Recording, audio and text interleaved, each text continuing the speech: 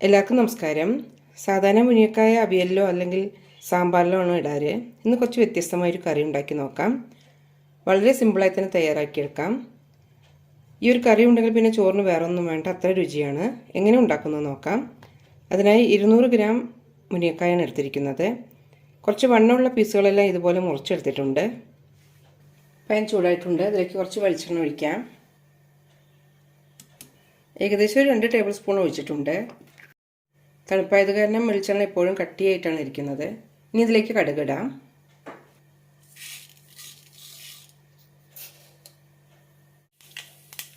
കടുക് പൊട്ടിക്കഴിയാറായിട്ടുണ്ട്. ഇനി ഇതിലേക്ക് 15ഓളം ചെറിയ ഉള്ളി ഇടാം.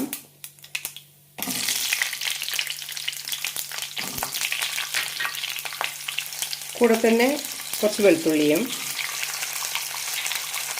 നന്നായി വഴറ്റിയെടുക്കാം.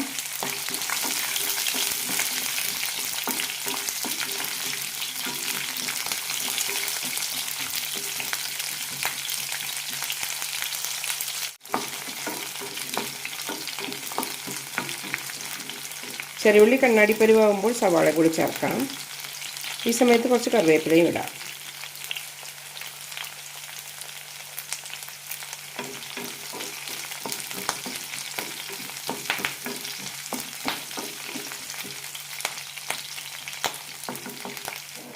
ഇത്ര മതി. ഇതിലേക്ക് സവാളയും ഇടാം.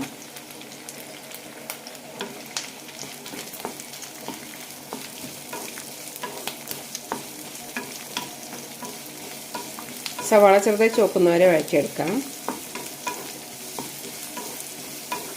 ഇതിലേക്ക് കുറച്ച് ഉപ്പും ചേർക്കാം.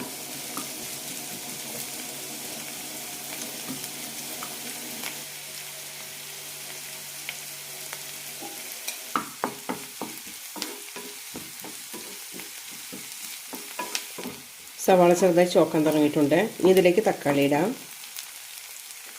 ഇതിലേക്ക് പുളിയൊന്നും ഒഴിക്കുന്നില്ല, അതുകൊണ്ട് തക്കാളിയാണ് ചേർക്കുന്നത്. മീഡിയം സൈസിലുള്ള 3 എടുത്തിട്ടുണ്ട്.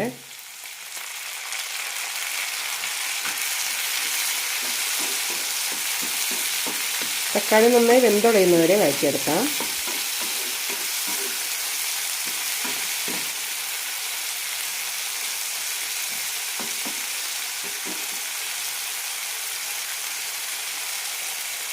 അടച്ചു വെച്ച് വേവിച്ചെടുക്കാം.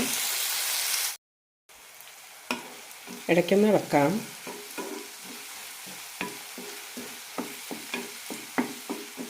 തക്കാളി ഒന്നുകൂടി വെന്തോട്ടെ. അതിന് ശേഷം മസാലകളിടാം.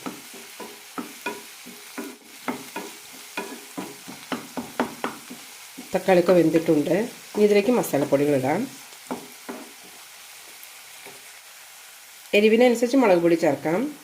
കാശ്മീരി മുളക് പൊടിയും സാധാരണ മുളക് പൊടിയും പകുതി പകുതി എടുത്തിട്ടുണ്ട്. പിന്നെ 2 ടീസ്പൂൺ വറുത്ത മല്ലിപ്പൊടിയും മഞ്ഞൾപ്പൊടിയും. കൂടെ തന്നെ 1/4 ടീസ്പൂൺ വീതം കായപ്പൊടിയും വറുത്ത ഉലുവപ്പൊടിയും എടുത്തിട്ടുണ്ട്. ഒന്ന് മിക്സ് ചെയ്യാം.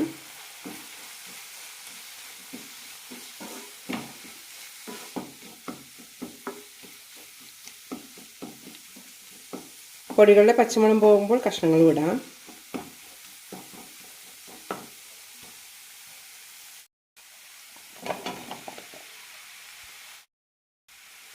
കഷ്ണങ്ങൾ വേവാനുള്ള വെള്ളം കൂടി ഒഴിക്കാം.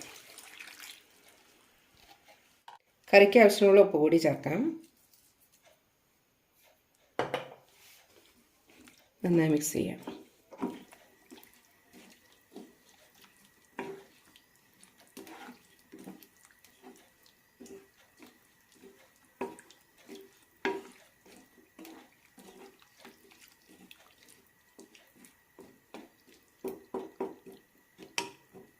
നന്നായി മിക്സ് ചെയ്ത ശേഷം അടച്ചു വെച്ച് വേവിക്കാം.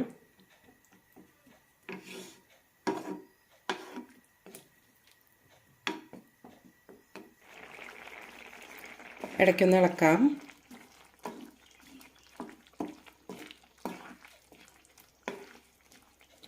ഈ സമയത്ത് ഉപ്പൊന്ന് ചെക്ക് ചെയ്ത് നോക്കാം.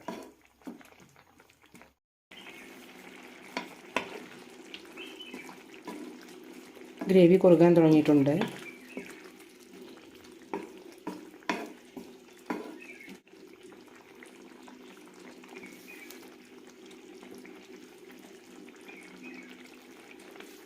കഷ്ണങ്ങൾ ഏകദേശം വെന്തിട്ടുണ്ട്. ഇനി അടച്ച് വെക്കണ്ട.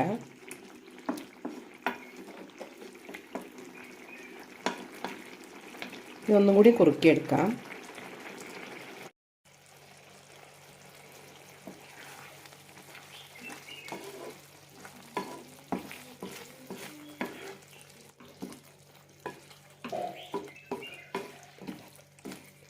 ഇനിയും ഇത് വേണമെങ്കിൽ കുറുക്കിയെടുക്കാം.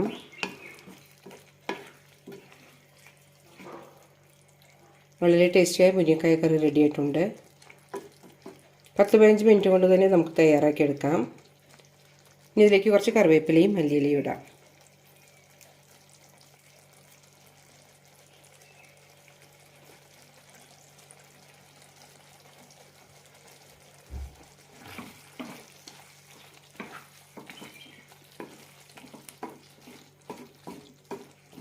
ചോറിനും ചപ്പാത്തിക്കും എല്ലാം നല്ല കോമ്പിനേഷനാണ്. എല്ലാവരും ഒന്ന് ട്രൈ ചെയ്ത് നോക്കൂ.